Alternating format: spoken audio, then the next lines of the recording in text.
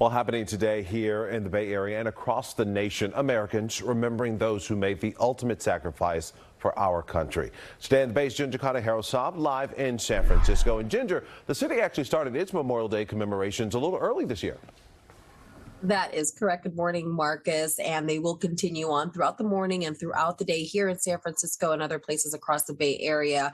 One event in San Francisco includes that in the Presidio at the National Cemetery there. That annual Memorial Day commemoration will begin at 10:30 this morning. But as you mentioned, some of those Memorial Day events having began over the weekend. One in San Francisco happened yesterday, and the USS San Francisco Memorial Foundation put on its annual ceremony to remember the crew of that famous warship. 100 sailors and 7 Marines were killed during the historic World War II Battle of Guadalcanal in 1942. Hundreds came out Sunday to pay their respects and listen to musical tributes. Some who gathered were the descendants of those who gave their lives for our country. Others paid tribute to the honor and sacrifice that Memorial Day is all about. This ship, one of the most storied ships of the naval history, decided to go into a combat situation that was simply suicide. And they did it because they needed to save the lives of the Marines on the beaches of Guadalcanal.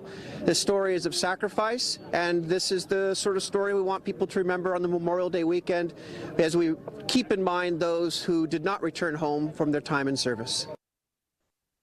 Now, other ceremonies and remembrance events are taking place this morning. Here's just a couple of them, or several of them. If you're in Marin, Mill Valley will hold its annual Memorial Day celebration and parade, starting things off with a pancake breakfast fundraiser. That'll be followed by a pre-parade ceremony and the parade itself to start at 10:30 later this morning. Over in Alameda, the USS Hornet will host members of the U.S. Navy with a wreath-laying ceremony, a flyover, as well as a book sale that is set to start at 11.